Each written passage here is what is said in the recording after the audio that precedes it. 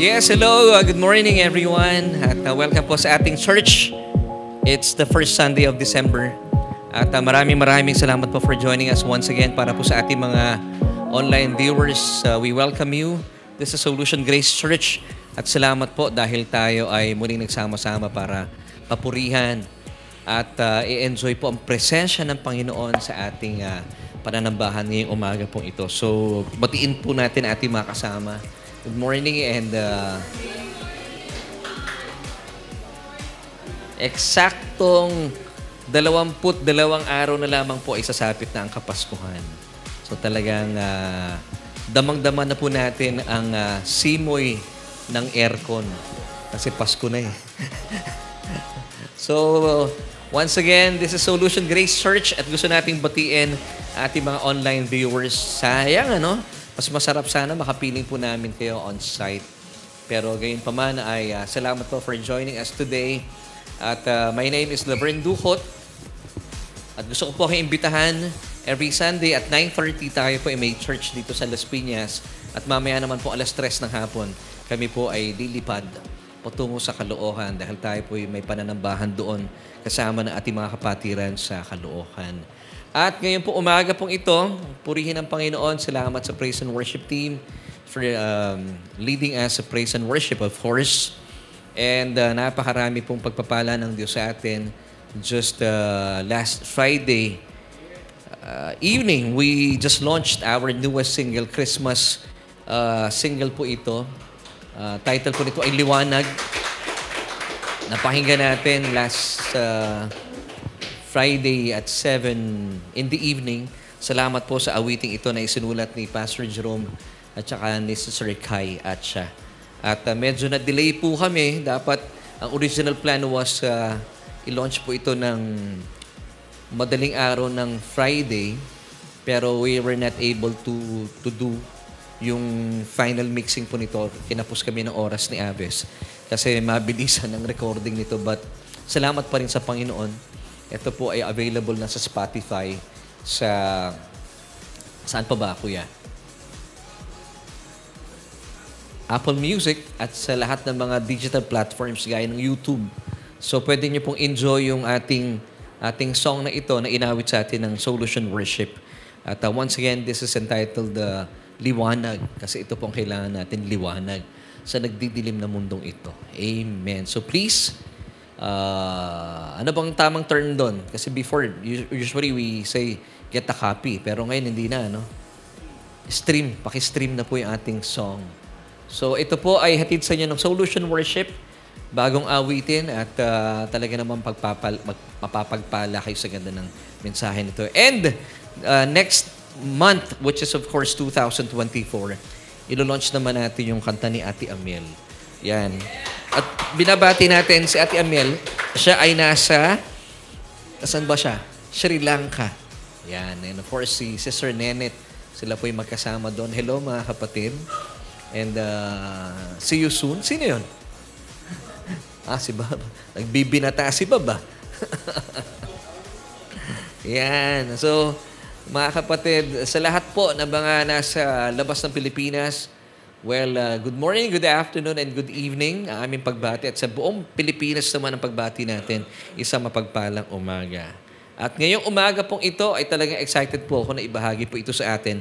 And I pray that itong message na ito, magpabago po na ating perspective sa ating paglakad. Kasi mas maganda habang tumatagal ang panahon, tayo po yung may edad, especially mga kasing edad ko rito, tayo po ay umuunlad din sa ating pagkatao.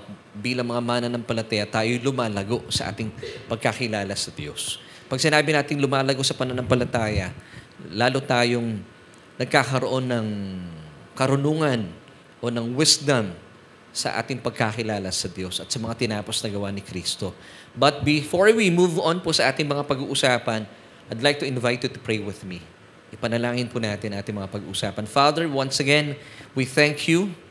Umpisa pa lang po kanina ay hindi na po magkamayaw aming puso sa nag-uumapaw na pasasalamat sa iyong mga ginawa sa amin. Hindi lamang po sa mga nakalipas na araw, bagkus Panginoon sa buong buhay po namin na amin po inilalagi sa mundo pong ito. Talaga naman po napakaraming pagkakataon at panahon at mga dahilan para kami po'y magpasalamat po sa inyo. At sa umaga pong ito, dalayan ko na gamitin niyo po ang inyong lingkod para akin pong maibahagi at malinaw pong mailahad ang iyong mensahe sa amin na siya magpapabago sa aming kaluluwa. O Diyos, buksan mo, Panginoon, aming isipan. At gaya po na aking sinabi kanina, ang mensahe pong ito ay magbibigay po ng pagbabago sa aming pagharap sa buhay na ito. At mailapat po namin ito, mai-apply namin sa aming pang-araw-araw na buhay. And Lord, this we ask in Jesus' name. Amen and amen. Amen. So sa mga nanonood po sa atin online, once again, this is Solution Grace Church. At napakaganda pong pagkakataon na every Sunday, we come together para tayo po ay, sabi nga ng Biblia, for instruction and for worship according to Hebrews chapter 10, verse 25. At sa umaga pong ito ay, gaya na sinabi ni Kuya Aves kanina, ewan ko, maraming mga kabataan talaga affected itong week na ito. Well, hindi ko nababanggitin. Talagang mabigat, lalo na para sa aming bunso. Affected siya eh. Affected siya talaga. Kasi bata pa lang ako talagang, bata pa lang siya. Of course, nung bata pa lang siya, mas bata ako noon. Kita ko talagang sinusundan niya itong love team na ito na talaga namang medyo dumurog ng kanyang puso. At nakakalungkot naman talaga, no? Pag may mga break-up, nakakalungkot na hihirapan tayo. At tayo rin po mga mananampalataya ay nakakaranas ng samot-sari mga pagsubok sa buhay. Pero meron po plano ang Panginoon. Meron na siyang ginawang palatuntunan at panuntunan para sa atin. At ito po ay naisin ko pong ibahagi sa inyo. And I believe it's very timely. At ang message po nito hindi lang timely, timeless pa. It's because this is the gospel.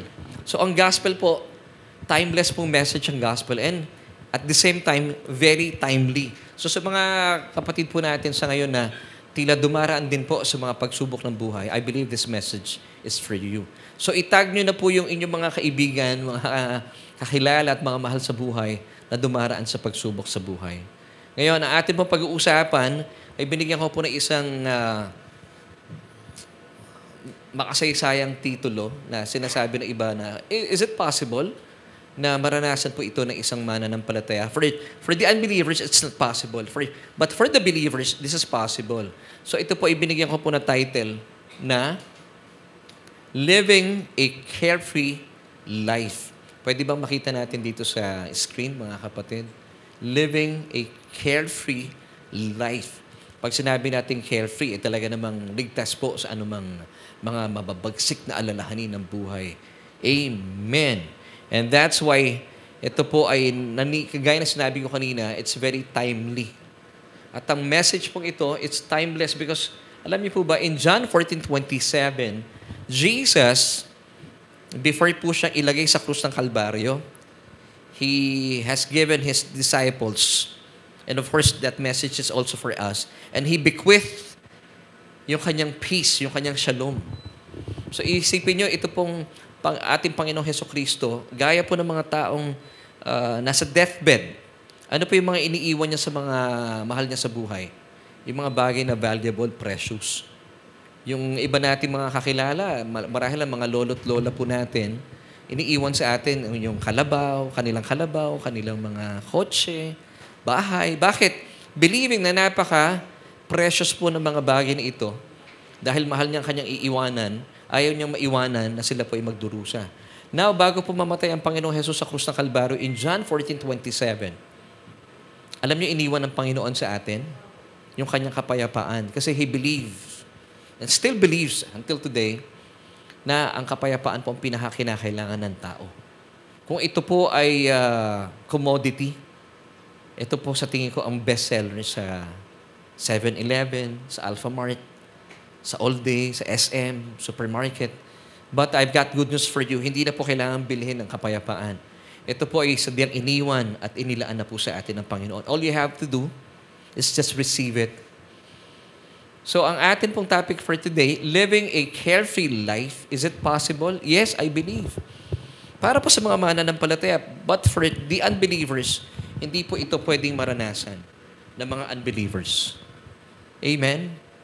And that's why today, pag-usapan po natin at bigyan po natin ng tugon ang katanungang ito, paano makakaiwas sa pagod at pagal ng buhay? Ano sa iyong palagay? Yung palang pagod, it's just normal na tayo po'y napapagod sa buhay. Pero ang hindi kalooban ng Panginoon na tayo po'y mapagal. Yung pagod kasi, di ba, pag tayo po'y naghahanap buhay, basically, napapagod yung ating katawan. It's just natural na mapagod tayo. Pero ang hindi po kalooban ng Diyos, yung tayo po'y napapagal. Mamaya po, ipapalawakin po natin ang message about this. Amen. So alam ko ngayon, marami po sa mga nanonood sa atin, siguro naiisip nila, paano makakaiwas sa pagod at pagal ng buhay? Parang malabo yun, Laverne.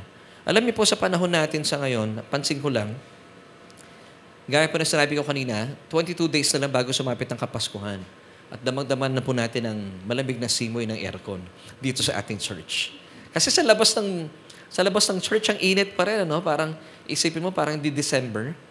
Nung ako'y bata pa, pag sumasapit ang August, malamig na nun eh. Pero ngayon, December na, parang summer pa rin.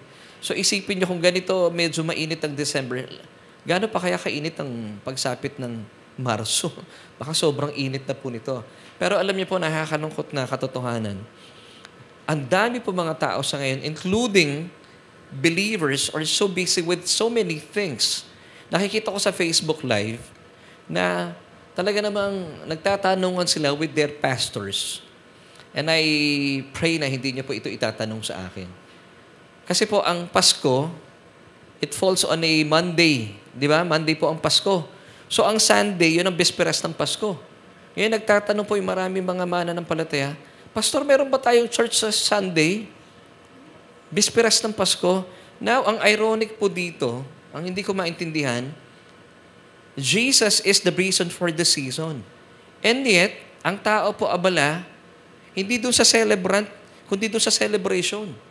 Na tila iniisip nila na hindi na yata kailangan mag-church pa on a Sunday. Kasi the following day, it's Christmas. Pero, hindi po ba napaka-ironic nun? Parang, kaya nga po tayo nagkaroon ng Kapaskuhan, it's because of Jesus. Once again, Jesus is the reason of the season.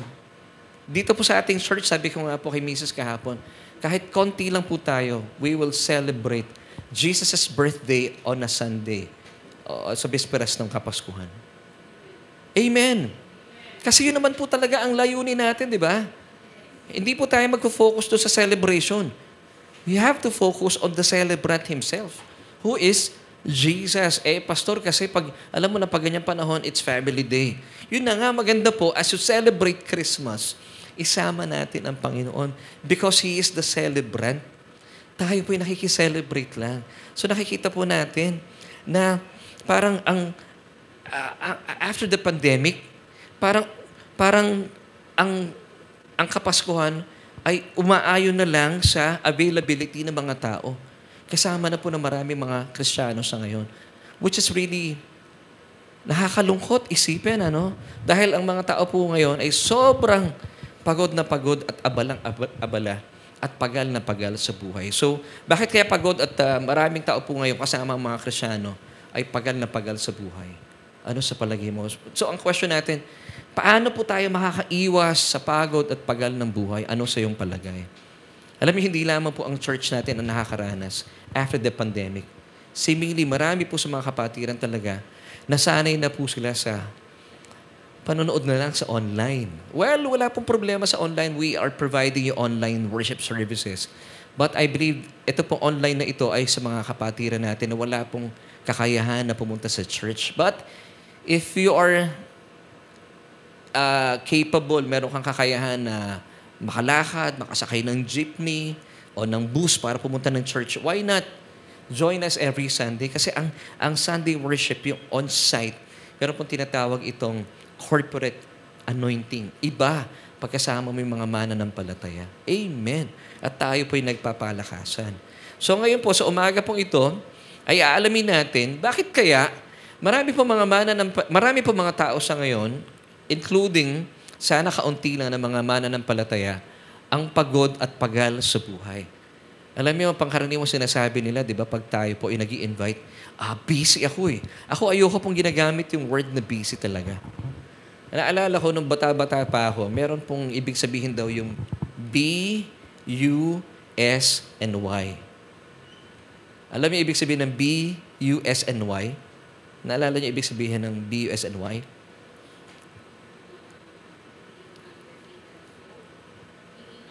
Yes, being under Satan's yoke. So, ibig sabihin ng gumigiya sa mga taong ito ay walang iba kundi yung kalaban ng Diyos. Being under Satan's yoke. Kaya pag ako po tinatanong ng ibang tao, pag hindi ako available, hindi ko sinasabing busy ako. Meron lang naunang commitment. Kasi alam niyo kung bakit? Hindi ako nagpapasailalim sa pamatok ni Satanas. Ako po ay nagpapasailalim at pasan-pasan ko ang pamatok o yung yoke na tinatawag na inilaan sa atin ng Panginoon. Now, ito po ang dahilan kung ba't marami pong mga tao sa ngayon at ilan din po sa mga kapatiran natin ang pagod na pagod at pagal na pagal. Dahil hindi po nila pinapasan yung pamatok o yung yoke ng ating Panginoong Hesukristo.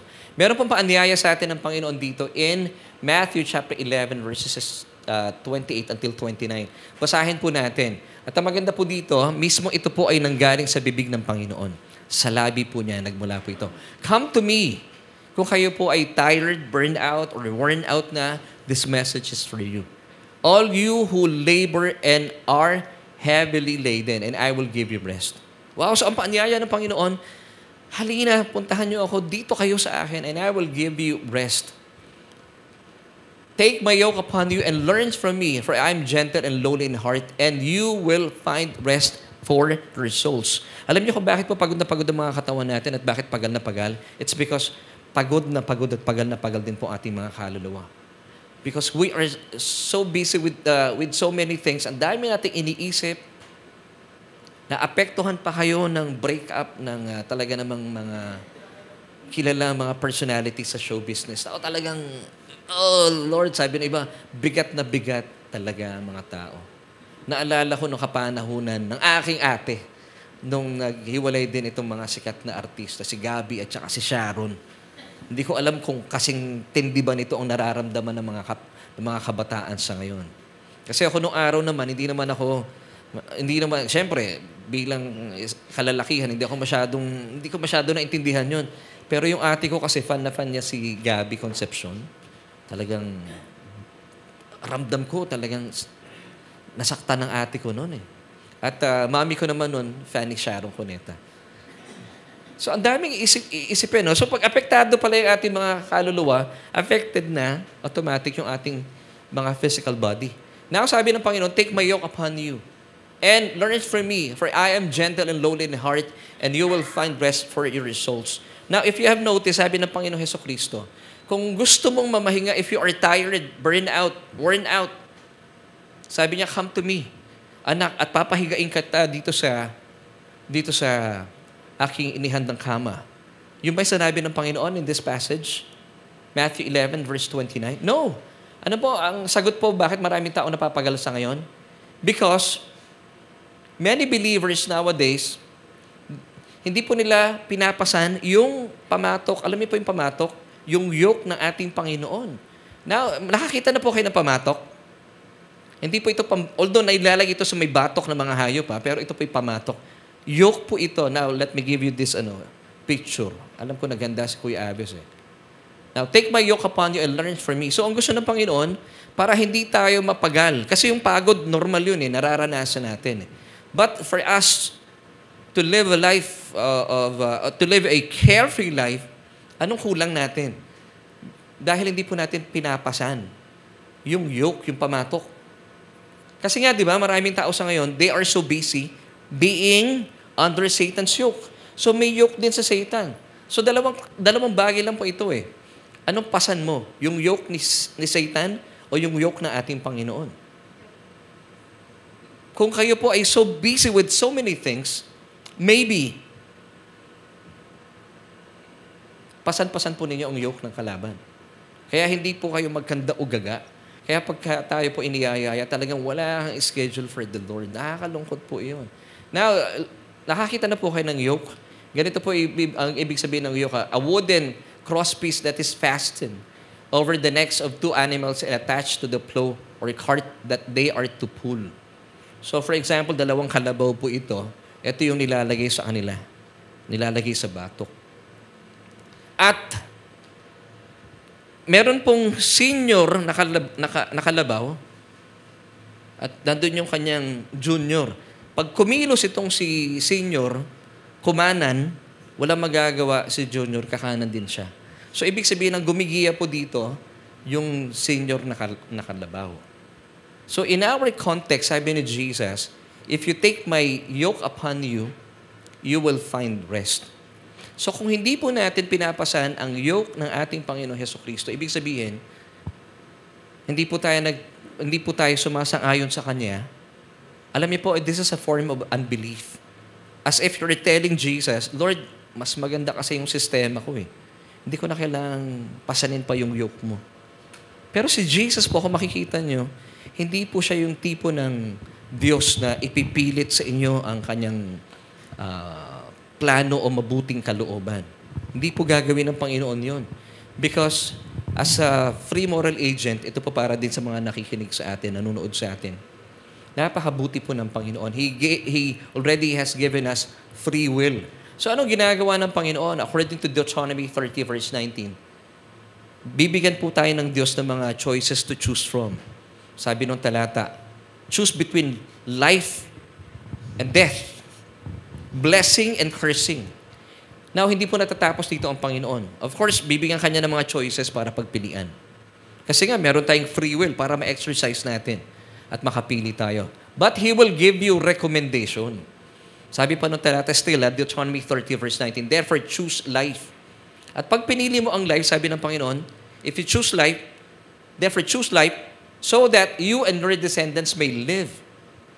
Now, kung pipiliin po natin pasanin ang yoke ng ating Panginoon, you will find rest in Jesus.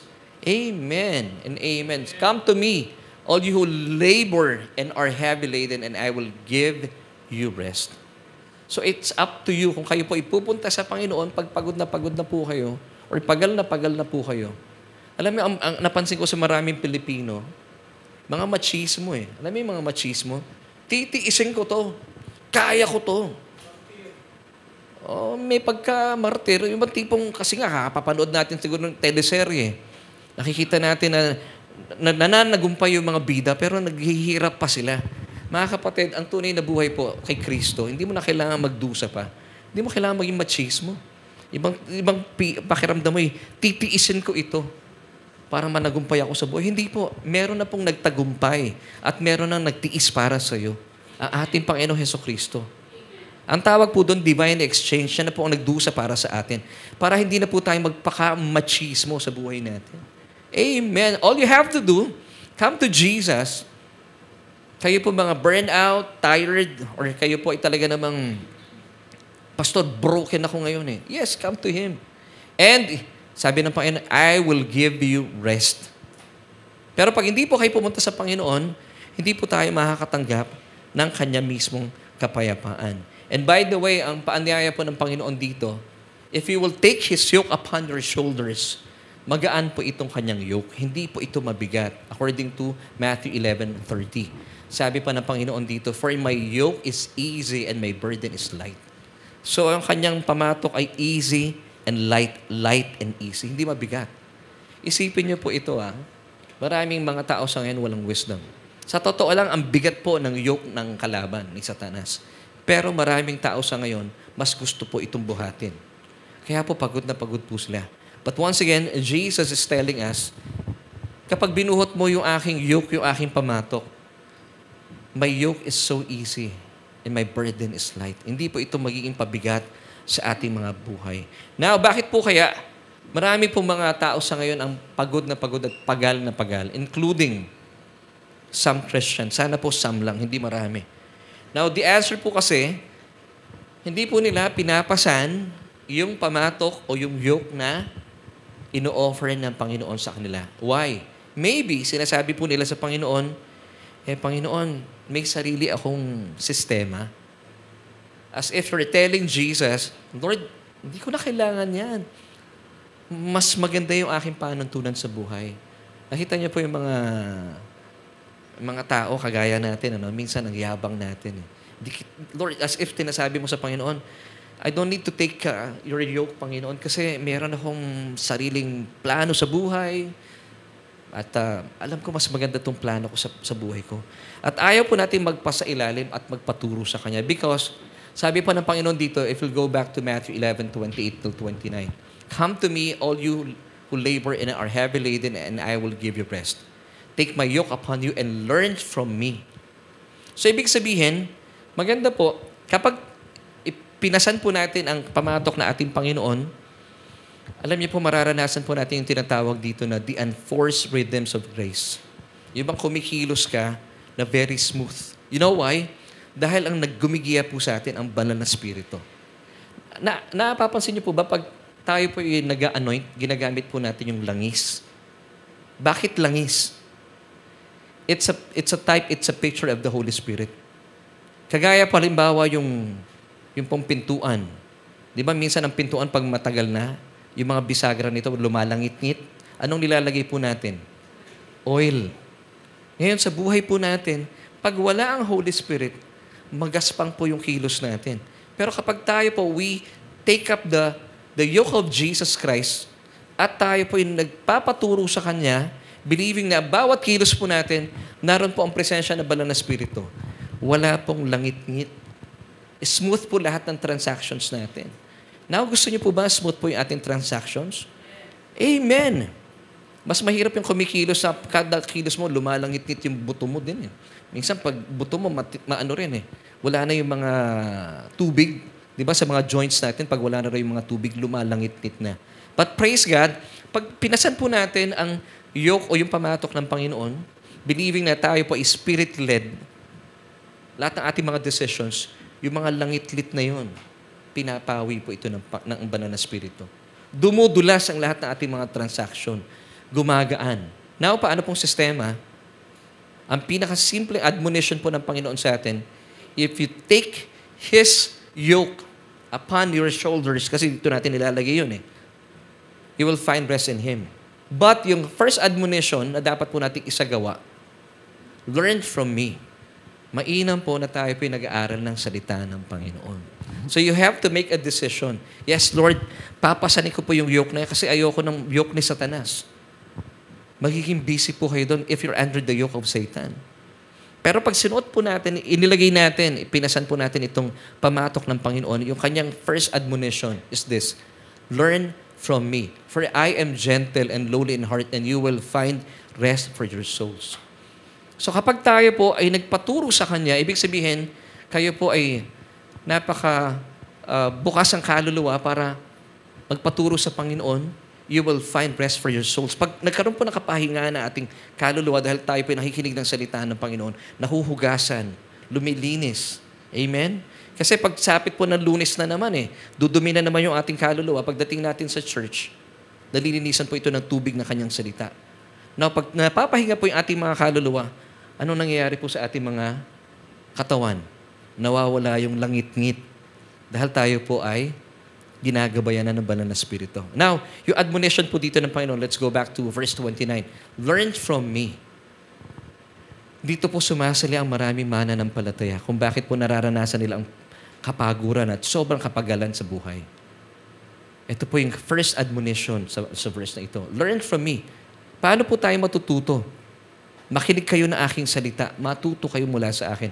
And that's why, bilang mabuting Ama sa langit, the Lord has provided us a church. Kasi bilang mananampalataya, sa mga nanonood po, paalala rin po ito. Bilang mananampalataya, yes, of course, nung tinanggap mo ang Panginoon Hesukristo bilang iyong Panginoon at tagapagligtas, you are now part of a universal church. Pero as a believer, you need to have a local church. Kaya po itinatatag po iba't ibang mga sambahan para tayo po nagsasama-sama. Hindi po ako sumasang-ayon sa sinasabi nila na hindi mo na kailangan ng pananambahan o ang simbahan. Pastor, ako naman ang church Yes. Pero po ang church po, ito po ay idea ng ating Panginoong Diyos. And that's why in Hebrews 10:25, para ikaw ay matuto mula sa Panginoong Hesukristo, He provided us a church. So you have to be part of a local church. Sabi po dito ng Panginoon, through the writer of the Hebrews. Sabi niya dito in Hebrews 10:25, not forsaking our meeting together. Tinignan ko po ito sa Tagalog. Wag daw po natin, ano ba yung forsaking sa Tagalog? Ipawalang panahon yung ating pagkikita-kita, not forsaking our meeting together as believers for worship. Kasi po pag tayo po nasa church, meron po tayong panahon para magkaroon tayong corporate worship. Di ba? Sa bahay, hindi naman natin nagagawa po yun eh. Iba yung kasama-sama tayo. And instruction. Dito tayo natututo mula sa Panginoon. Amen. Pastor, nanonood naman akong Bible study mo every Tuesday eh. Okay din po yun, pero mas maganda pag nasa church po tayo, ay hindi natin ginagaya yung ibang tao as is the habit of some. Marami na po ngayon na nakasanayan na maraming mga mananampalataya, naging habit na nila. Dito na lang po ako sa online. Nakakalungkot. Now, but encouraging one another and all the more faithfully as you see the day of Christ's return approaching. So paalala po sa atin ng Panginoon, lalo tigit nakikita nyo na nalalapit na yung aking pagdating. Lalo po tayong maging excited to attend yung ating physical church. Amen. So mga kapatid, ito po ay idea ng Panginoon. Na sinasabi ng ibang tao, Pastor, yung po pag-attend ng church, parang bumabalik tayo sa kautusan. Hindi po. Idea po ito ng Panginoon. Gusto niya po meron tayong corporate gathering. It's because, pansinin niyo po itong phrase na ito, as is the habit of some. Sabi po ng talatang ito, wag daw po natin gayahin yung iba na talaga namang naging habitual na sila, hindi na po nag-church. Nakakalungkot po ito. Nakakalungkot po talaga ito. Na paano po tayo, paano natin papasanay na ang pamatok ng Panginoon? First and foremost, sabi po ng Matthew 11:28, learn from me. So paano kayo matututo? Come to church. Yun po yung first admonition. Not forsaking our meeting together. Kasi po dito sa church, mararanasan po natin, tayo po ay nagkakaroon ng corporate anointing. And of course, kapag tayo po ay nararanasan natin yung presensya ng ating mga kapatiran, wala man tayong nakikitang physical Jesus. Pero kapag nalalaman po natin, nandyan ang inyong mga kapatid, kapag kayo po may problema, abay, you feel love, di ba? Hindi po tayo dito ay narito lang para kung ano lang. Pero nandito po tayo para magpalakasan. Now, sabi ng talata, let's go back to Hebrews 10:25. But encouraging one another. Yun po ang purpose ng church. Nag-encourage po tayo with one another. And all the more faithfully as you see the day of Christ's return approaching.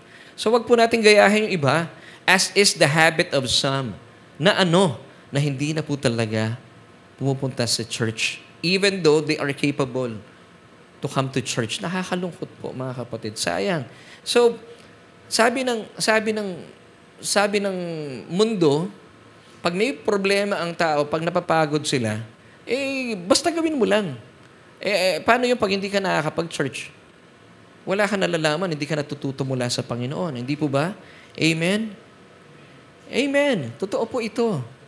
Kasi, yun nga po sinasabi ng Panginoon, if you want to find real rest, take my yoke upon you and learn from me, for I am lowly. Mabuti po ang ating Panginoon. Mga kapatid, ba't parang hindi na kayo ngumingiti? May nasabi ba ako masama? I'm just giving you the message of the Bible.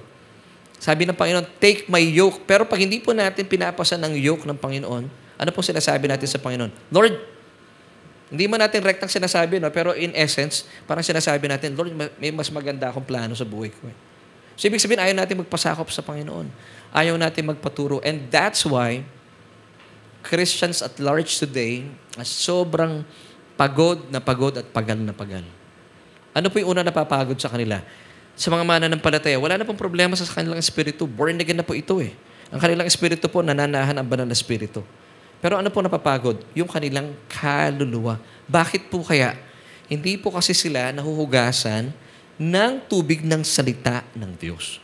At pag hindi po nahugasan ang ating mga katawan sa lagkit na mga balita ng sanlibutan, pag naglagkitan po ang ating mga kaluluwa, lalangit-ngit po ang ating mga physical na katawan. Believe me. At hahantong po yun sa samot-saring sakit at karamdaman. Pansinin niyo po yung mga regular na nag-attend ng church physically. Mas healthy po tayo. Nakakapagtaas tayo ng kamay eh. Pag sa bahay hindi nyo nagagawa yan, iba pa rin po ang nakaka-attend sa church. Amen. Merong research. Sabi nila yung mga healthy tao daw palataas ng kamay. Ayon sa Biola University sa Amerika. Now, Yung mga, di ba, yung mga nanonood ng basketball, mahilig din magtaas ng kamay yan eh. Pero alam niyo po, natagpuan nila according sa research, kung sino po yung mga healthy people sa Amerika, according sa Biola research, yung mga tao sa simbahan, mas sumahaba ang buhay. Kasi dito po natin na-express yung ating pag-ibig sa Panginoon, yung ating pagpupuri. Sa bahay, limitado tayo. Paano ka magtataas ng kamay? Nagluluto ka. Ang hirap nun. Baka tumalsik yung mantika, mga kapatid. So why not magluto na kayo ng Sabado ng gabi pa lang and then iplano nyo na. Sama-sama po tayo sa church. Now, first admonition po ito ng Panginoon, Pastor, may pasok ako eh. Well, marami na akong testimony na narinig. Pinag-pray po nila at meron silang pagnanasa. Gusto nila mag-church. Pinagbigyan sila ng Panginoon. May imposible ba sa Panginoon? Wala po imposible sa Panginoon. Sabi nga nakasabihan eh, kung gusto, may paraan. Ano pong pamamaraan natin? E di idalangin natin sa Panginoon, pero kung ayaw, may dahilan. Yun lang ang problema. Kung ayaw talaga, hindi natin mapipilit.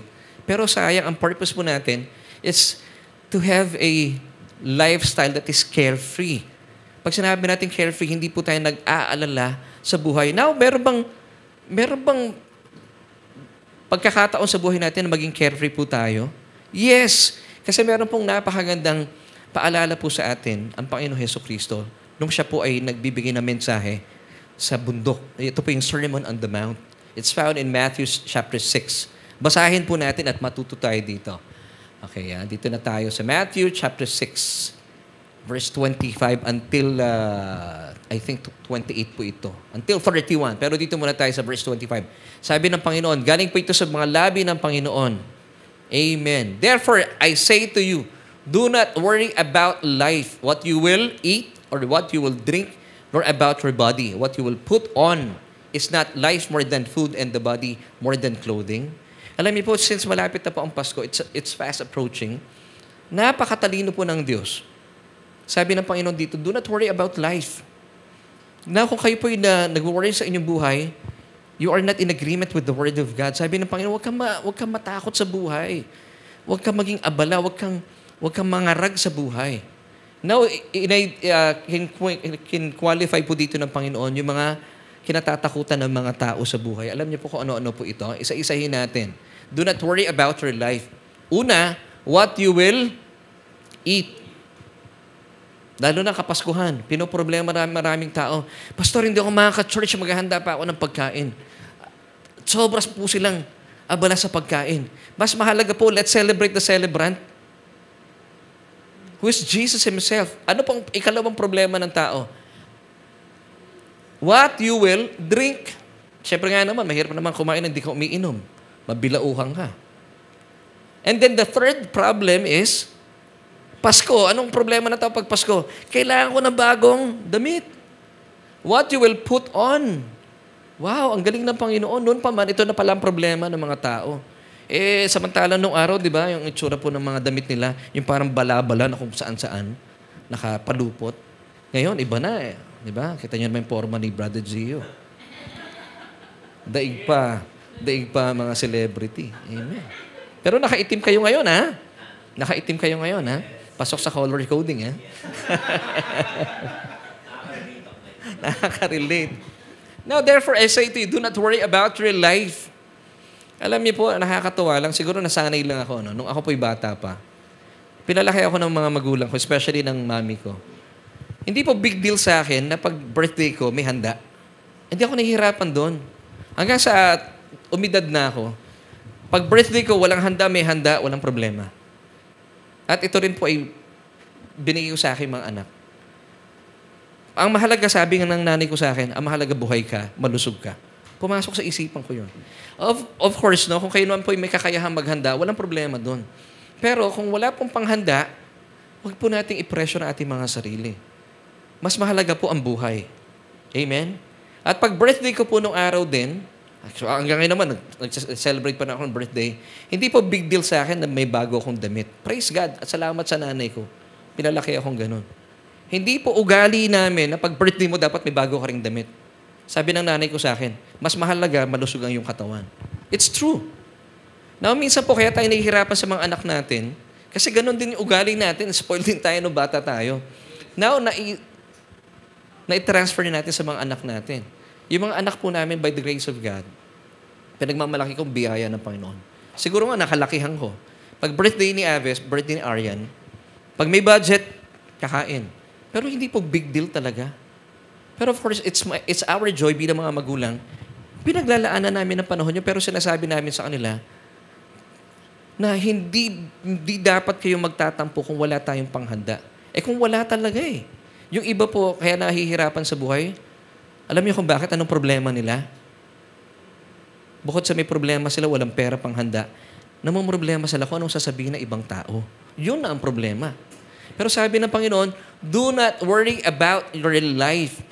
Huwag po kayong maapekto ng sasabihin ng ibang tao. Ang mahalaga po, buhay tayo. Amen. Napaka-practical ng Panginoon. Now, sabi ng Panginoon dito,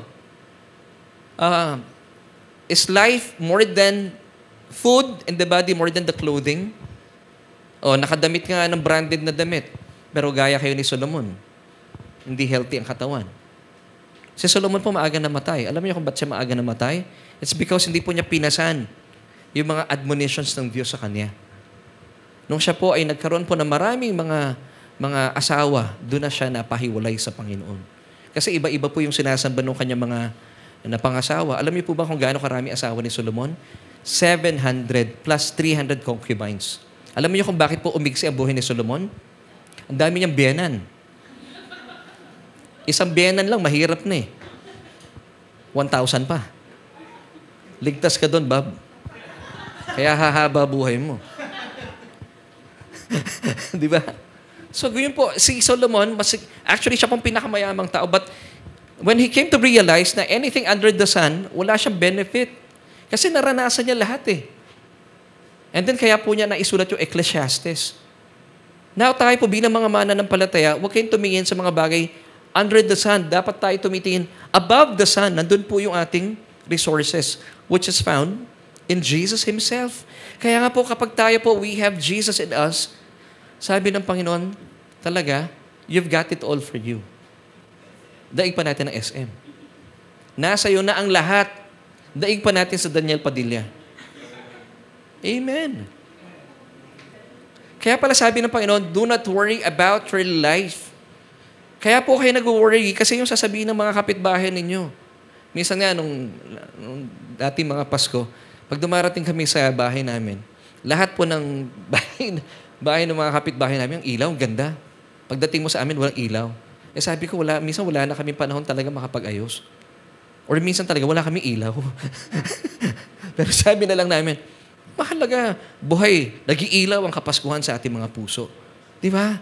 So, huwag tayo maapektong sa sinasabi ng iba. Pero kung meron kayong pang-ilaw, bumili po kayo, walang problema doon. Pero yung bang tipong, kaya nadadagdagan ng problema mo, pinapangutang mo pa yung pambili mo ng ilaw, hindi po healthy yun, hindi malusog yun. Nabaong ka pa sa utang.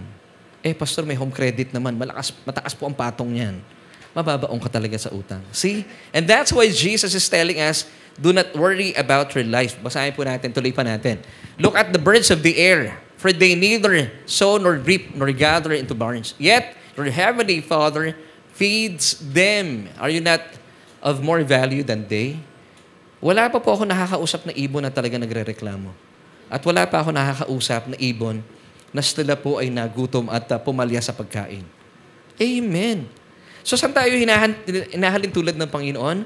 Sa mga ibon sa himpapawid. Sino po nagpapakain sa mga ibon sa himpapawid? Ang ating Ama sa langit. At hindi po sila pumalya sa pagkain. Now, sabi po dito ng talata, are you not of more value than they? Sino po mas mahalaga? Ibon o tayo? Tayo. Amen. Kaya wala po tayong dapat ikatakot sa buhay. To be honest po, by the grace of God, simula po nung tinanggap namin ang biyaya ng Panginoon, dati punong-puno ng takot ang puso ko eh. Pero sabi ko, Panginoon, nasa mga kamay mo. Of course, may mga trabaho po tayo. Trabahuhin lang natin yon. Enjoy natin ating mga trabaho. Pero sabi ng Panginoon, do not worry about life. Amen. Now, alam niyo po, marami napapagod sa buhay. Kasi po nag-worry po sila sa kanilang buhay. Pero bilang mananampalataya, gaya po na aking panalangin kanina, may apply po natin itong mensaheng ito mula sa Biblia. Do not worry about life. Yung ibon, hindi niya pinabayaan. Meron pang illustration dito ang Panginoon. Now, sabi po dito ng verse 27, mamaya po pupuntahan naman natin yung illustration niya sa mga bulaklak sa parang or lilies of the field. Now, sabi dito ng Panginoon in verse 27, ako po talagang tinamaan sa message na ito. Which of you by worrying can add 1 cubit to his stature? Nung araw po, ako po ay warrior. Kung nagpapadagdag po ng height ang pag-worry, ang tangkad ko na. Sabi ko, sayang, ano? Now, ano pong point dito ng Panginoon? Dinidiin niya dito na talaga pong walang kwenta na kayo po'y mag-alala. Ang magdudulot lang po nito, stress. At pag kayo po'y na-stress sa inyong kaluluwa, magkakaroon pa kayo ng sakit at karamdaman. Ito pang delikado. Pag kayo po'y sakitin, pansinin nyo, hindi na kayo makarelate sa mga tao.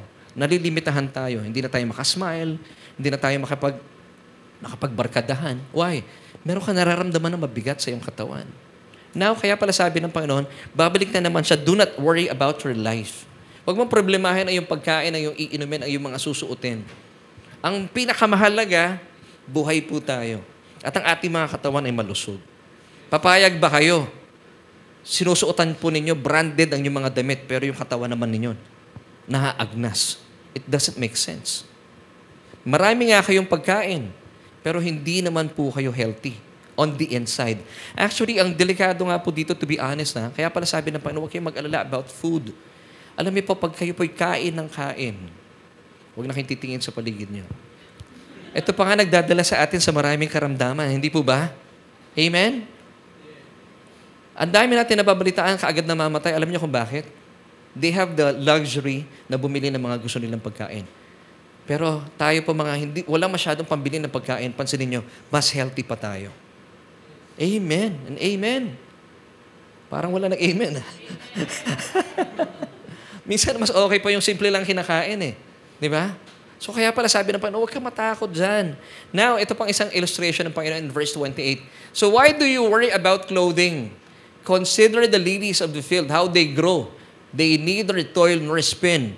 Hindi daw po sila gumagawa ng tela, ito yung spin. They neither toil. Alam mo yung toil? Ito yung word na pagal. Hindi sila nagpapagal. At binasa ko po ito sa Tagalog. Hindi po sila nagtatrabaho and yet, sabi ng Panginoon, hindi po nakapagsuot ng damit si Solomon na kasing gaganda ng mga lilies of the field. Si Solomon po ang pinakamayaman na tao sa balat ng lupa. Hanggang sa panahon ngayon, wala daw pong papantay sa yaman ni Solomon. And yet, hindi po siya nakapagsuot ng kasing ganda na damit itong mga lilies of the field. Wow! Ang ganda po dito, ano? Sinasabi ng Panginoon sa atin. So, why do you worry about clothing? Bakit po tayo nag-aalala? Kasi napipressure ako eh. Itong mga barkada ko, branded yung mga damit eh. Ano naman? Nasa nagdadala lang po yan. Amen. Amen. Di ba? Si Gab nga, napapansin ko every Sunday eh. Color coding eh. Nasa nagdadala yan. Di ba? Tinanong ko sa Ate Maisa eh. Iba-iba daw yung kulay ni Gab eh. Bilib ako kay Gab eh. Kaya niya magsuot na iba-ibang kulay. Ako talagang kulay ko puti lang at saka itim eh. Si Brother Gio, iba-ibang kulay din. So, di ba, nasa nagdadala lang po iyan. Amen. Kahit wala pong brand yan, okay lang yun. Huwag po kayong papapressure. Pero kung meron naman pong nagre-regalo sa inyo, kagaya ko, ini-enjoy ko lang. Suot natin. Pero kung wala kayong budget pambili yan, huwag po tayo mag-alala doon. Ang pinaka-importante pa rin po, sabi ng Panginoon, gaya po nito mga halaman sa parang, hindi nga sila nagtatrabaho eh. Pero, hindi po sila pinabayaan ng Panginoon. At napakaganda pa po ng kanilang isinusuot. Hindi po ito na isuot ni Solomon. Amen. So therefore, do not worry about your life. At bakit kayo mababalisa, sabi po sa magandang balita, Biblia, tungkol sa pananamit, isipin ninyo kung paano tumutubo ang mga bulaklak sa parang. Hindi sila nagtatrabaho ni gumagawa ng damit. Tayo po may trabaho. I'm not encouraging you na magtamad-tamaran. Hindi po. Kung may trabaho po tayo, magtrabaho tayo. Pero never po kayo mag-work hard. Oops, sandali lang. Parang bago sa pandinig ko yan. Alam niyo po ba ang Biblia? Wala pong sinasabi sa Biblia, sa ating po mga mananampalataya, tayo po ay mag-work hard. But just to work heartily and diligently. Alam niyo po ang difference ng work heartily or work diligently sa work hard? Yung pong work diligently, ito po yung mga taong meron pong proper time management. Sila po yung may oras sa kanilang pamilya at lalo't mayroon pong panahon para sa Panginoon. Yung mga tao po nag-work hard, ito na po yung mga taong talaga naman even on Sundays hindi na po nakakapaglingkod sa Panginoon. Wala nang panahon sa pamilya at lalo't higit wala nang panahon para sa Panginoon. Now, mga kapatid, I've got good news for you. Hindi ko alam kung good news po ito para sa inyo. But really, this is good news for me. Ang ganda po na sinasabi ng Biblia. Kaya pala sabi niya dito in Matthew 6 verse 28, yung mga lilies of the field nga o lilies in the field, hindi sila nagtatrabaho and yet, ang gaganda po ng suot nila. Now, what's the point? Bakit sabi ng Panginoon, huwag kayong mag-alala sa inyong mga buhay. It's because, sabi ng Panginoon, kung may trabaho kayo, just have to enjoy it. Hindi mo naman kailangan mag-overwork.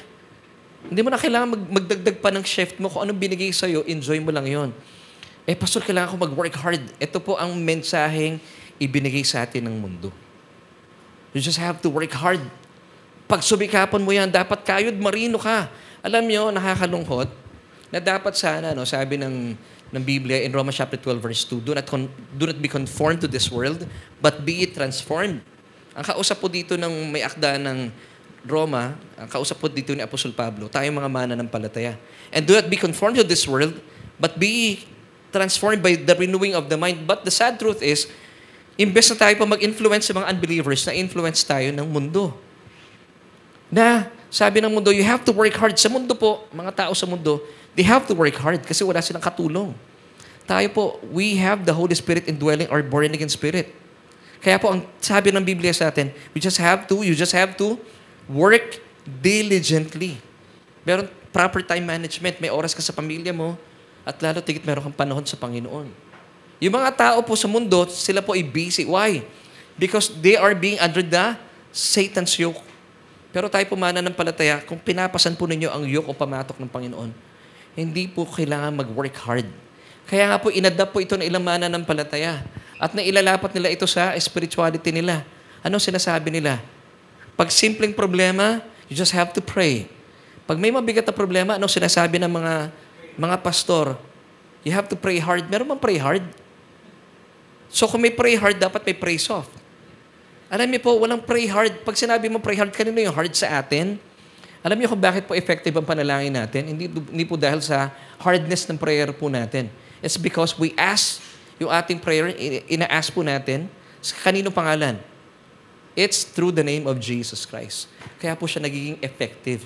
So no such thing as praying hard or working hard. Bilang mga mananampalataya, you just have to work diligently. Now, tingnan po natin ang meaning ng word na toil. Kasi sabi po dito ng Panginoon, ang mga lilies in the field, they toil not nor spin. Hindi raw po sila nagpapagal. Tinignan ko sa Tagalog ito. Ano po ang ibig sabihin sa Tagalog nitong toil? Nagpapagal. So, natural lang po na tayo po'y napapagod, pero sa mga mananampalataya, hindi niya kalooban na tayo po'y mapagal. Pero marami sa atin ang parang, we believe that by toiling, ay tayo po'y mag-grow. Sa totoo lang, hindi eh. Pag kayo po ay nagpapagal, mas mabilis tayong tatanda. Now, let me give you yung definition ng word na toil. Long, strenuous, fatiguing labor. Struggle, battle. Di ba mga tao sa ngayon, nakikipagsapalaran sa buhay? Naalala ko yung kanta ng Apo Hiking Society. Kayod marino. Kayod, kayod. Ito po ay para sa mga unbelievers. But for us believers, hindi po natin kailangan makipag-struggle o mag-battle. Laborious effort. Now, ito po ay tingnan pa natin sa iba pang definition. As a verb, to work hard and long. See, this is toiling. To proceed with laborious effort. As a transitive verb naman, this is overwork. Or to get or accomplish with great effort. Now, mga kapatid, this is not good news for people na, mga Christians na, kaya pala pagod na pagod po tayo, pagal na pagal. It's because we're toiling each and every single day. Hindi po ito ang kalooban ng Panginoon sa atin. Once again, pag sinabing nagtutoil na po kayo, napapagal na kayo, ito po yung mga tao kung ba't sila pagal na pagal because they have no time, wala na silang panahon sa kanilang pamilya. At sadly, wala na rin po silang panahon para sa Panginoon. Nakakalungkot po, ano? Pero at the end of the day, sino po ang talo? Tayo, mga tao. Now, ang sabi po ng Panginoon sa atin, do not worry about your life. Kasi po yung mga lilies in the field, Sila po ay dinaramtan ng Panginoon even though they toil not nor spin. Hindi sila nagpapagal. Yet we think by toiling or working hard, we will grow. Akala po natin kapag tayo po yung nagpakapagal, nag-overwork, tatanggap na maraming shifts, talaga naman tayo po yung lalago. Yes, pwede kayong yumaman. Pero sa kaduluduluhan, baka po pag nag-retire na kayo, yung naipon yung pera, gagamitin niyo po yan for maintenance para maibalik yung kalusugan na nawala po sa inyo. This is not wisdom, mga kapatid. So tayo po dito sa church, maaga pa lang, ay pinapaalalahanan tayo ng Panginoon, enjoy life. Be carefree. Paano po tayo maging carefree? Balikan natin yung sinabi ng Panginoon in Matthew 11. Pasanin po natin ang kanyang pamatok. Pero pag hindi po natin pinapasan ang kanyang pamatok, hindi po tayo magkakaroon ng tunay na kapahingahan. Bakit? Sinusunod po natin ang ating panuntunan sa buhay. Pero Jesus is telling us, huwag kayong magpakapagal, hindi ko kalooban yan. Ang gusto ng Panginoon sa atin, gusto niya sa atin, tayo po ay mag-work lang diligently. Never work hard, mga kapatid. Kanina po natin narinig po ito. Even po ang mga eskwelahan, sinasabi ito. Di ba? Sabi ng mundo, don't just stand there. You have to do something. Sabi ng mundo. Di ba sabi nga ng Nike? Just do it. Ano yun? Wala nang plano-plano. Pero sabi ng Panginoon, stand still and see the salvation of the Lord. Anong sabi sa atin ng Panginoon? Relax, stand still. Ang Diyos ang kikilos para sa iyo. Once again, kung may trabaho po kayo, maging excelente po tayo sa trabaho natin. Hindi ko po sinasabing magtamad-tamaran kayo. As you are enjoying your work, you're standing still. Hindi po kayo napapagal. Hindi kayo kailangan mag-overwork. Hindi kayo kailangan mag-work hard. You just have to work diligently. Now, tingnan po natin yung verse na ito, Colossians 3:23. Whatever you do, work heartily or work diligently sa ibang translation. Wala pong sinabi ditong work hard. As for the Lord and not for men. Ito po yung magandang lesson din for us sa mga tinatamad na magtrabaho. Kaya po kayo tinatamad kasi nakatingin kayo sa boss nyo. Pero pag nagtatrabaho daw po tayo, isipin natin na tayo po naglilingkod sa Panginoon. Para po yung magiging pagpapala sa mga boss natin. Nakikita nila sa atin, ang tindi nito Kahit na mabigat yung trabaho niya, mukhang nag-i-enjoy. Why? Because we are working heartily. Not working hard. As for the Lord and not for men. So yun po ang susi. Now, tinignan ko po sa diksyonaryo, Sabi ko, Lord, okay, let me give you muna po ito. Truth to think about. God does not want you to work hard, but to work heartily and diligently. Alam niyo po sa Biblia, meron pong paalaala sa Biblia na kailangan mong magtrabaho. Isang passage lang po ito. At bago po tayo tumungo sa passage na ito, let me announce to you this good news. Alam niyo po ba sa Biblia, meron pong 365 passages. Ang dami kasi noon, hindi ko na pwedeng banggitin sa inyo kung ano ng passages yon na nagsasabing, do not worry. 365. Ito po'y paalaala para pang araw-araw. Ang galing ng Panginoon. Now, sa Biblia din po may nakasulat na kung saan kailangan po natin pagtrabahuan, di daw tayo dapat magkaroon ng laborious effort. Pagsumikapan. Alam niyo po kung ano sinasabi ng Panginoon pagsumikapan natin? To enter into His rest. Alam niyo kung bakit? Kung bakit kailangan natin pagtrabahuan na magpahinga? Kasi hindi po tayo sanay magpahinga. Ang gusto natin lagi tayong pagod. Gusto natin lagi tayong napapagal. Pero sabi ng Panginoon dito, kung gusto mo magtrabaho, ito pagtrabahuhan mo. Hebrews 4:11. Let us labor therefore to enter into that rest. Maraming tao sa ngayon hindi napapahinga. Now, itong pagsumikapan nyo, sabi ng mundo, sige, magpagal ka. Paano tayo magle-labor? Huwag po natin pakinggan yun. Lord, I will stand still and I will see your salvation. Ang galing ng Panginoon, no? Kung meron kang gustong pagtrabahuhan, sige, magtrabaho ka. Pumasok ka sa kapahingahan. Kasi po yung mga taong nag-overwork talaga, working hard, it's a form of unbelief. Ibig sabihin, hindi tayo sumasang-ayon sa magandang plano ng Panginoon. At pansinin niyo po yung mga taong they believe na kailangan po mag-work hard. At the end of the day, nasaan po ang papuri?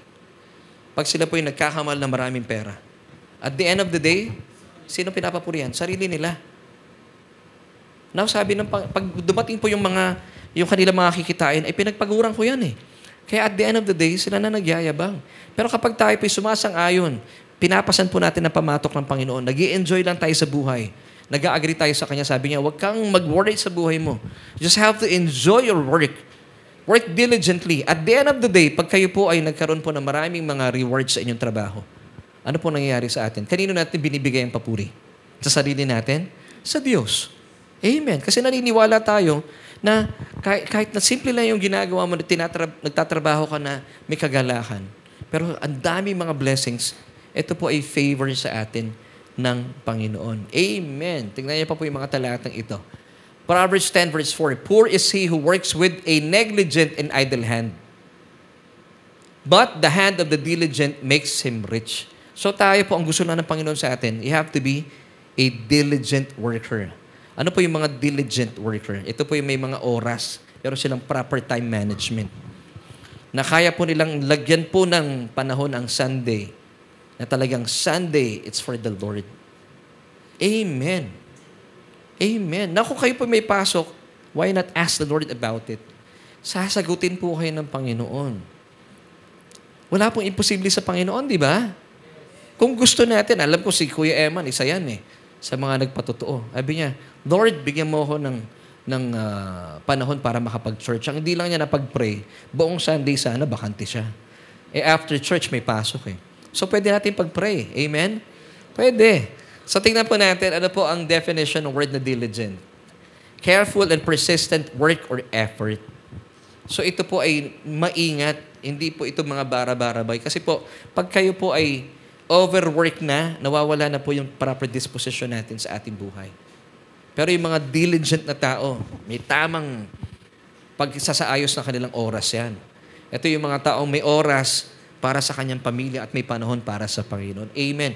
Mga kapatid, I'm telling you this with love. Wala pong condemnation. Because kung kayo po ay pagod na sa buhay at nakikita mo sarili mo, oo nga, parang ako itong tinutukoy ni Pastor. Alam niyo po, hindi po tayo nagpaparinig.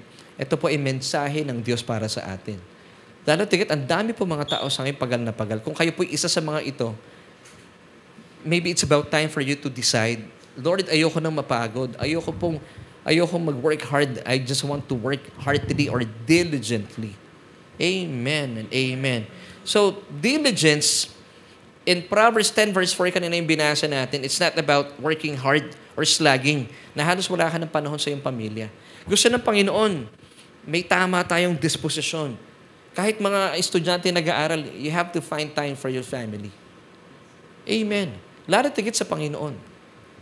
Ako napapansin ko lang po yung mga kabataan na may panahon sa paglilingkod sa Panginoon, mas maayos po kanilang disposisyon. Pagkausap mo sila, sinasabi nila, Pastor, I appreciate si Gab. Na-miss ko siya for 2 weeks. Pero sabi niya, hindi kumpleto ang buhay ko pag walang Sunday. I really honored this kind of people. Mga bata pa po ito, Naikwento lang sa akin, bro, ni Aves. Di ba tipong tayo yung pag wala ka pag Sunday talaga, kulang. Alam niyo kung bakit? Kasi nakasuot sa inyo ang pamatok ng Panginoon. At sumasang-ayon kayo sa first admonition niya, learn from me. And that's why He provided us a church.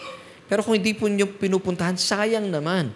Amen. So kaya po nagiging hard po ang buhay ng isang Kristiyano kapag hindi po ninyo pinapasan ang pamatok ng Panginoon. Dalawa lang yan Pag hindi niyo po pinapasan ang pamatok ng Panginoon, kaninong pamatok po ang inyong dinadala? Kanino? Di ba, Team Aixa? Sa kalaban lang So you have a choice. Wala pong pangatlo, laging dalawa lang ang choices. It's either pamatok ng Panginoon or pamatok ng kalaban ng Panginoon. Now, kaya po nahihirapan kayo sa buhay at pagal na pagal po kayo, it's because suot po ninyo yung pamatok o pinapasan ninyo yung pamatok ng kalaban. Hindi nyo pinapasan ng pamatok ng Panginoon.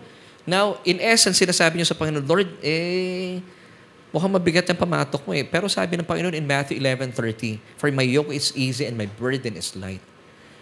Now, aware po ba kayo, mga kapatid, na minsan po sa buhay ni Abram, naranasan po niya ang hindi po siya kinibo ng Panginoon for 13 years. Yes, it's found in Genesis chapter 16. Nagsimula po ito nang siya ay edad 86 anyos. Bumilang po kayo ng 13 years hanggang 99 years old na nahimik po ang Diyos. Alam niyo ano pong panahon ito? For 13 years, mga kapatid, wala po kayong mababasa na nakipag-ugnayan ang Diyos kay Abraham. Abram pa pong pangalan niya dito. Hindi pa Abraham, Abram. Alam niyo po kung bakit? Dahil ito po yung mga panahon na nagpasya po ang kanyang may bahay na si Sarai. Alam niyo po ibig sabihin ng Sarai? Mataray, chief. Si Abram ng panahong ito, under desire pa. Nangako po ang Diyos sa kanila na magkakaroon sila ng isang pangakong anak. Pero dahil po nainip itong si Sarai, at syempre si Abram din, under desire si Abram. Sabi ng kanyang misis, ang tagal ng pangako ng Panginoon. Nakita niyo po yung mga taong naiinip? It's a form of unbelief. Hindi po nila pinapasan yung yoke ng Panginoon. Hindi sila nagpasakop sa Panginoon. Sabi ni Sarai, ang tagal ng pangako ng Panginoon, Abram. Anong sabi niya? Sipingan mo na yung katulong natin. Sino yung katulong niya? Si Hagar. Now, for 13 years, nanahimik ang Diyos. Alam niyo kung bakit? Nagdepende po yung mag-asawa sa kanilang effort. Since ang tagal ng pangako ng Panginoon, Abram, sipingan mo na, gawa mo na ng paraan. And nagbunga in the person of Ishmael. Now, ito pong panahon na ito, nung panahon na nananahimik ang Diyos, ang gulo ng buhay ni Abram. Akala po natin sa buhay natin, marami po mananampalataya sa ngayon, sinasabi nila, nananahimik ang Diyos sa kanila. Akala nila nilalagay sila sa test ng Panginoon. Hindi po. Kaya nananahimik ang Diyos at hindi kumikilos at hindi kumikibo. Kagaya nung kay Abram. Kasi nagdepende po kayo sa inyong lakas. Nagdepende si Abram at saka si Sarai sa kanilang lakas. Inunahan nila ang Diyos. Hindi po sila sumabay sa timeline ng Diyos. Now, nung nagkaroon po ng ugnayan si Abram, sexual intercourse of course, para maisilang. Kailangan po magkaroon sila ng intercourse. Sinipingan ni Abram itong si Hagar. Di ngayon, nagkaroon po ng selosan sa bahay. Isipin nyo, halimbawa, si Kuya Ed, siya si Abram, merong Maisa, tapos meron pang isa. Yung isa, pangalan Samay. Papayag ka ba na dalawa yung kinakasama ni Kuya Ed? Magbe-break up talaga kayo niyan. Di ba? Pangalan pa na pangit na. Ay, hindi. Alam ko na, yung isa Maisa, yung isa Maisanib. So, for 13 years, ang gulo na bahay nila. Alam niyo ba, itong si Hagar, pinapatutsadahan itong si Sarai. Kaya hindi ka nagkakanak, hindi ka baog ka eh. Masakit yun sa pandinig ni Sarai. At syempre pa, nagsiselos din itong si Sarai kay Abram. Siguro pag tumitingin bigla si Abram kay Hagar, bakit mo tinititigan yung babae yan? Pwedeng ganon, So, ang gulo po ng bahay nila, nagkakaselosan between Sarai and Hagar at nagkakaroon po ng pag-aaway si Sarai at saka si Abram for 13 years. Now, ito pa matinding consequence, mga kapatid.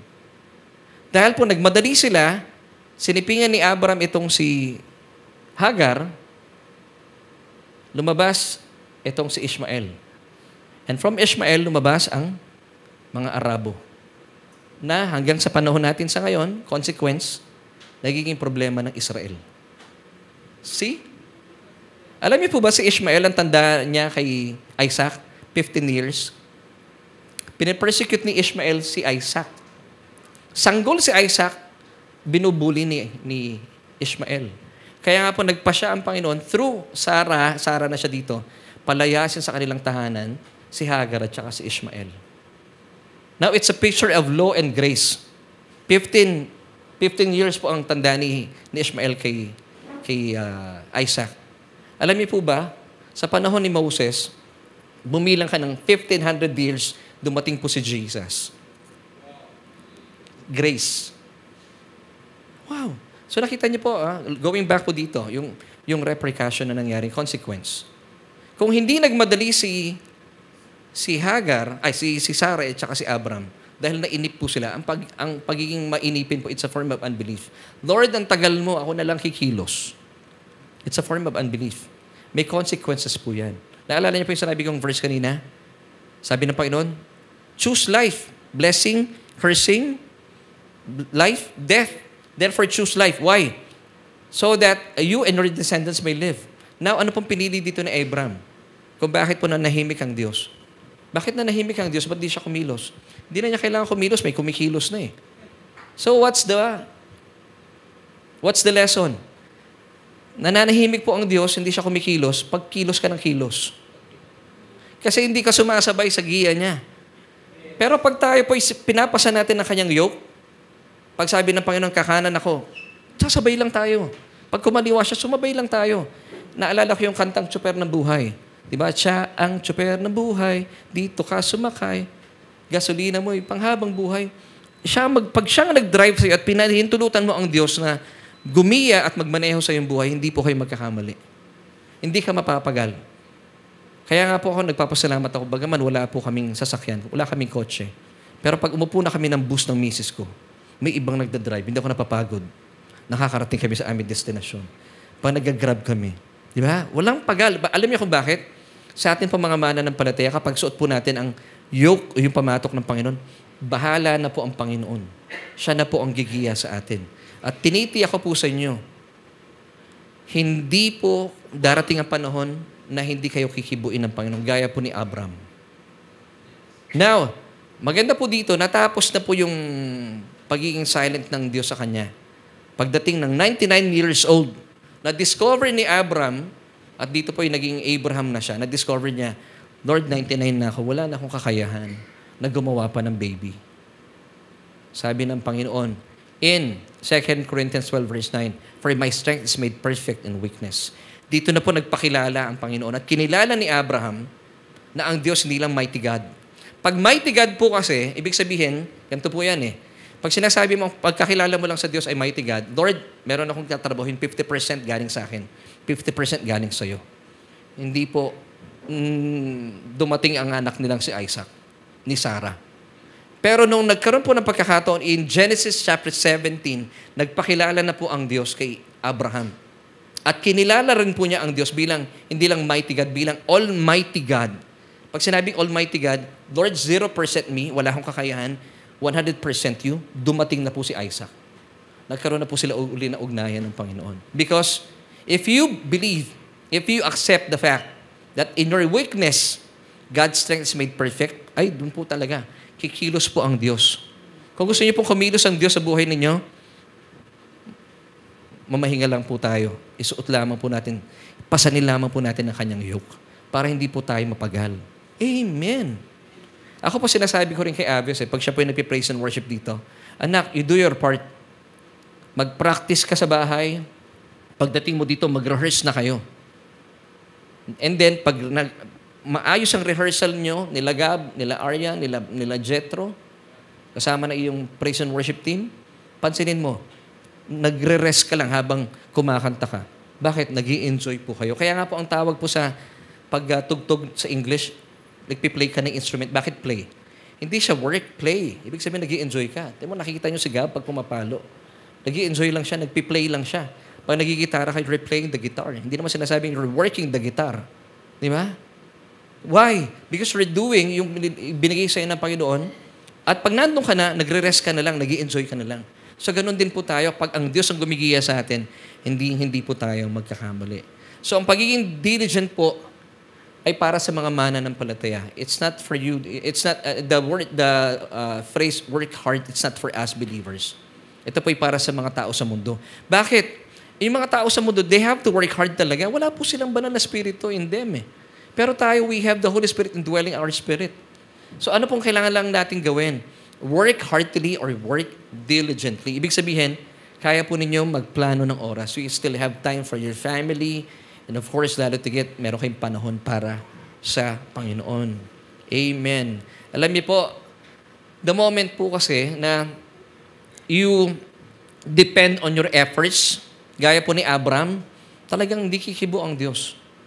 At sa panahon po natin sa ngayon, nung panahon kasi ni Abraham, wala pa pong kautusan. Nauna po si Abraham sa kautusan. 430 years po ang gap nila ni Moses bago ibinigay ang kautusan. Now, sa panahon po natin sa ngayon, if you depend on your efforts sa inyong kakayahan, for justification, for sanctification, for your blessings, alam niyo po sabi ng Biblia, immediately you will be under curse. Mga kapatid, may curse po rin po kapag kayo po'y bumabalik sa kautusan. Let me give you Galatians 3:10. For as many as are of the works of the law are under the curse. For it is written, cursed is everyone who does not continue in all things which are written in the book of the law to do them. So kung kayo po ay bumabalik sa inyong efforts, pansinin niyo po, pag bumabalik kayo sa inyong efforts, ito yung panahon na kayo po ay pagod na pagod.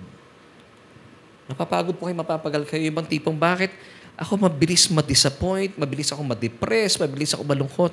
It's because you're under a curse or under the curse. Sabi nung talata. Bakit po? Maybe, tinatanggal po ninyo, hindi nyo na pinapasan yung yoke ng Panginoon. Ayaw nyo nang sumabay sa pamatok ng Panginoon. Hindi po healthy yon. Now, let's go back po dito sa ating pinag-usapan. Matthew 6:26. Tingnan po ninyo ang napakagandang paalaala sa atin ng Panginoon dito. Masdan ninyo ang mga ibon, hindi sila nagtatanim, ni umaani man o kaya nagtitipon sa kamalig. Ngunit pinapakain sila ng inyong Ama sa langit. Hindi ba tigit kayong mahalaga kay sa mga ibon? Amen. At bakit kayo nababalisa tungkol sa pananamit? Isipin niyo kung paano tumutubo ang mga bulaklak sa parang. Hindi sila nagtatrabaho ni gumagawa ng damit. Ngunit sinasabi ko sa inyo, kahit si Solomon na napakayaman ay hindi nakapagdamit ng singganda ng isa sa mga bulaklak na ito. Wow! Bagaman siya po ang pinakamayaman. Alam niyo kung bakit? Si Solomon po ay naging abala sa buhay. Ang advantage po natin kay Solomon, pagpalagay mo ng mayaman po siya at pinakamayaman, wala pa pong Panginoong Hesukristo sa panahon niya. Wala pang covenant of pure grace. But sa atin po, tayo po ay nasa ilalim ng makapangyarihang kasunduan. Ito po yung kasunduan sa ilalim ng purong biyaya ng Diyos. Now, kung tayo po, isusot natin ang pamatok ng Panginoon at susundin po natin ang kanyang admonition, do not worry about life. Alam niyo ba, lalamangan pa natin sa Solomon? Yung ganda ng kanyang mga damit. And even po yung mga bulaklak sa parang, alam niyo kung bakit? Pag hindi na po kayo nag-aalala, ang pinakamainam po nating damit sa ating katawan, yun pong ating kalusugan. Ano pong kagandahan na branded nga ang mga damit nyo, pero ang katawan naman natin ay bugbog sa sakit at karamdaman? It doesn't make sense. Hindi ka nababangon nun eh. Kahit napakarami pang branded na damit dyan, it doesn't make sense. Pero kapag kayo po ay hindi nag-worry at healthy inyong katawan, baka regaluhan pa kayo ng mga branded na damit. Mas masarap pong suotan yun. Yun po ang pinakamainam sa ating buhay. So kapag hindi po tayo nag-worry sa ating buhay, mas mahihigitan pa po natin sa Solomon. Kasi si Solomon, magiksi ang buhay po niya, namatay po siya kaagad. Pero tayo po, with long life, sabi ng Panginoon, I will satisfy him and show him my salvation. As long as you focus your eyes on the Lord Jesus Christ, you will experience long and satisfying life. Amen. So paano natin nasasabing satisfying yung life natin? Kapag hindi po tayo nag-worry. Sabihin mo nga sa katabi mo, huwag kang mag-worry. Parang yung pagkakabigas nyo, nag-worry kayo. sabihin mo na lang sa sarili mo, hindi ako kailangan mag-worry sa buhay. Amen. This is true. Now, the secret to carefree life, wala po talaga tayong dahilan na mag-worry pa kapag pinapasan po natin ang pamatok ng Panginoon. Kasi pangako ng Panginoon yun eh. Now, church, dalawang bagay lang. Tinataglay mo ba ang yoke ni Satan or yung yoke ng Panginoon? Mas maganda po, madali namang i-distinguish eh. Pag kayo po'y pagal na sa buhay, I suppose, pinapasan niyo po ang yoke ni Satan, yung pamatok ni Satanas. Pero if you want to find real rest, pasanin po natin ang pamatok ng Panginoon. Dahil ang sabi po ng Panginoon in Matthew 11:30, for my yoke is easy and light. Easy and light. Wow! Mas masarap po ang pamatok ng Panginoon. Amen. At kapag tayo po ay inilalagay po natin sa ating mga batok ang pamatok ng Panginoon, hindi po tayo maiisahan ng kalaban. Dahil relax na relax tayo sa ating mga buhay. Amen, mga kapatid? So ito po, let's go back po sa ating question as we end. Matthew 6:31, therefore do not worry saying, what shall we eat? What shall we drink? Or what shall we wear? So wag na raw po tayo mag-alala sa buhay. Actually, ang problema talaga dito, bukod pa dun sa ano yung darantin ko, iinumin ko, ano yung isusuot ko, masyado tayong abala sa sasabihin ng ibang tao. Huwag na po nating isipin yun. Ang pinakamahalaga sa buhay natin, buhay ka at malusog at ligtas ka. Amen. Paano makakaiwas sa pagod at pagal ng buhay? Ano sa iyong palagay? Well, this is our solution as we end. To experience real rest, come to our Lord Jesus and learn to flow with Him by taking His yoke that is easy and light so that you may live a carefree life. Amen. Ganun na kasimple, mga kapatid. Ako po matagal ko nang binabasa ang Matthew 11:28 until 30. Pero salamat sa Panginoon for giving me His revelation. So once again, bago po tayo matapos, at para na rin po sa ating mga kapatiran dito sa church, marami pong napapagal sa ngayon. But, is it possible to live a carefree life? Yes. Pasanin po natin ang pamatok ng ating Panginoon. Amen. At ang pamatok po na iyon, ang first admonition, learn from me, sabi ni Jesus. Mag-aral po tayo ng kanyang salita. Now, saan po tayo mag-aaral ng kanyang salita? Be part of a local church. Amen. Kasi dito po tayo lalago sa pakikinig ng kanyang salita. And I want to invite you, kaibigan, kung kayo po'y wala pang relasyon sa Panginoon, kung kayo po'y pagod, natural po iyan. Hindi po kayo talaga makakawala. Pero kapag kayo po ay tumugon sa paanyaya ng Diyos, sigurado po paanyaya niya na kapag kayo po'y tumanggap sa Panginoon, mararanasan po ninyo. Kapag kayo po'y lumapit sa Panginoon, mararanasan po ninyo ang tunay na kapahingahan. So I would like to pray for you and pray this prayer with me. Sabi ng Romans 10 verse 9 that if you confess with your mouth the Lord Jesus Christ and believe in our hearts that He was raised from the dead, you shall be saved. So kaibigan, I want you to pray this prayer with me. Buksan po ninyo inyong mga labi at buksan din po ating mga puso. Tanggapin ang Panginoong Jesus para matigil na po yung kapaguran na yan at kapagalan sa buhay. So pray this prayer with me, kapatid. Sabihin nyo, O Diyos, kinikilala ko aking sarili. Walang kakayahan para maranasan ang tunay na kapahingahan. Dahil ako po ay walang kapangyarihan. Kaya naman, kinikilala kita, Jesus, bilang aking Panginoon at sariling tagapagligtas. Dahil sa krus ng Kalbaryo, inangkin mo lahat ng kasalanan ko. Kaya naman, naniniwala po ako na ako po'y tinatanggap mo, O Diyos. At tinatanggap ko rin naman po ang iyong kaloob na buhay na walang hanggan. Salamat po sa katotohanan ng aking pangalan ay nakasulat na sa aklat ng buhay. Amen at amen. Kung kayo po isa sa tumugon at sumabay sa panalangin yan, manampalataya po kayo. Kayo po'y anak na ng Diyos. So I encourage you to join us every Sunday. Kung may kakayahan po kayong makarating po physically sa church, well, join us every Sunday. Admonition po ito sa atin ng Panginoon, Hebrews 10:25. Amen. So church, tayo po tayo. At tayo po ay awitin po natin ang song na ito before we pray. Bago po natin ideklara sa Panginoon na atin pong papasilin ang kanyang pamatok na sadyang magaang at mainam para sa ating buhay. Awitin po muna natin ang awitin ito. Father, praise the Son, praise the Spirit, three in one. God of glory, majesty, praise forever to the King of Kings. One more time, church.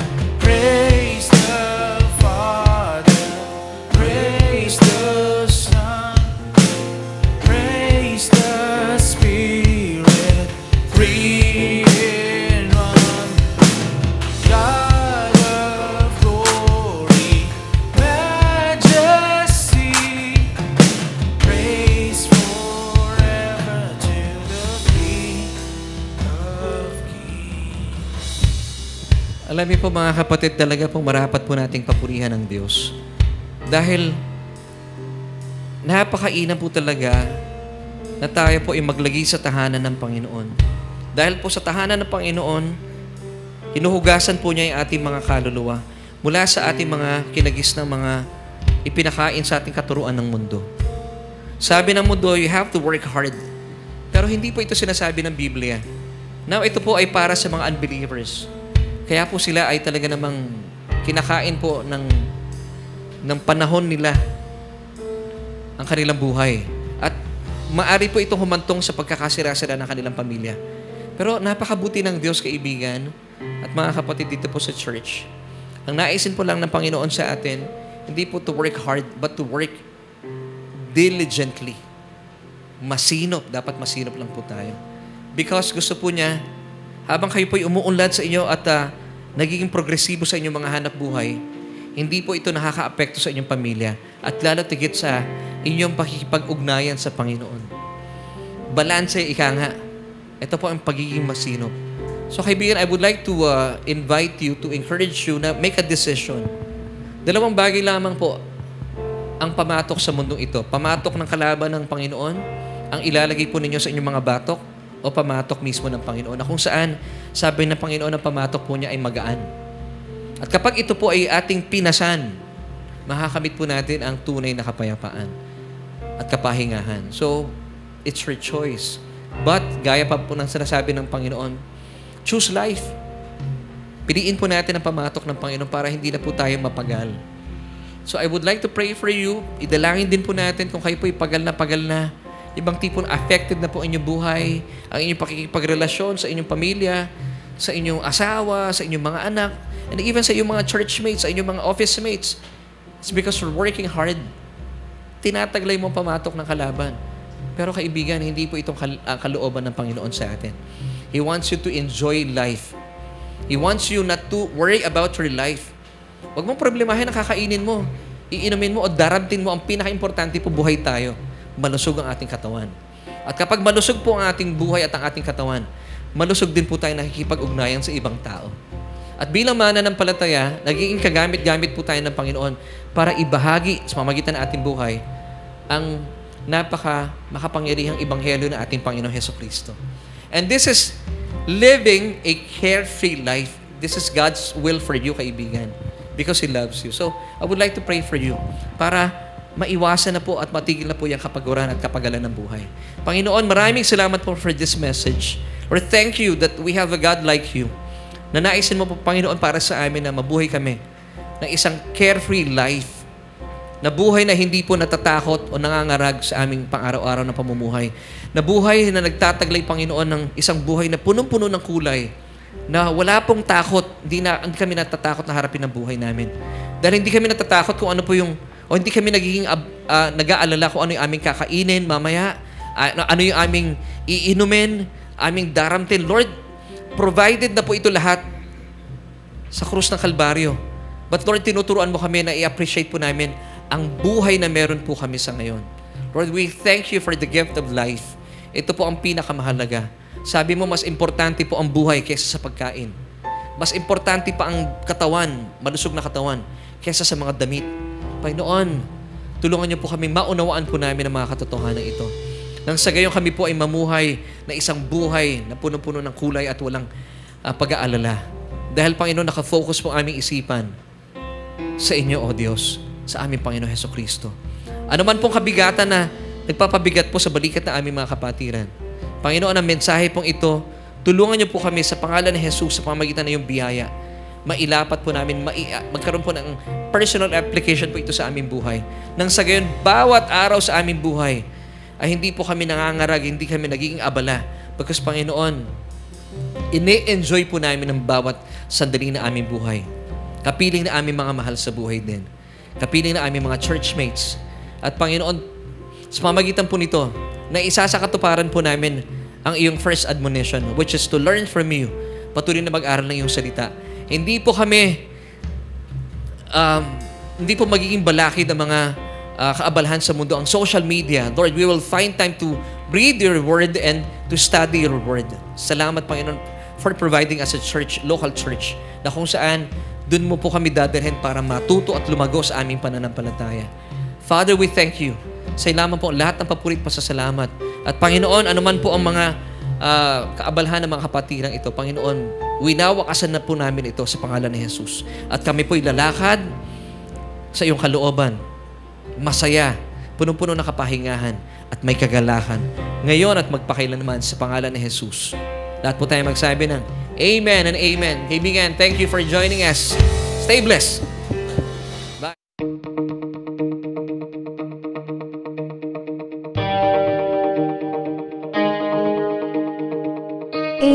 Amen! We thank you, Lord, for a fresh revelation.